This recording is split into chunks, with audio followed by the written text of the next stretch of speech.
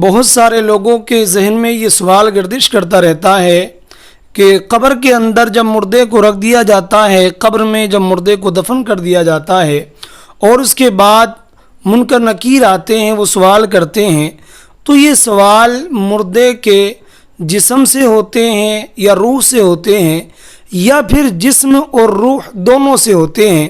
تو اس حوالے سے حقیقت کیا ہے؟ کیا صرف جسم سے سوال ہوتے ہیں یا روح سے ہوتے ہیں؟ تو آپ یہاں پر ذہن میں رکھیں کہ جب قبر کے اندر مردے کو رکھ دیا جاتا ہے، مردے کو دفن کر دیا جاتا ہے اور منکر نکیر آتے ہیں، تو قبر کے اندر وہ مردے کے جسم اور روح دونوں سے سوال کرتے ہیں۔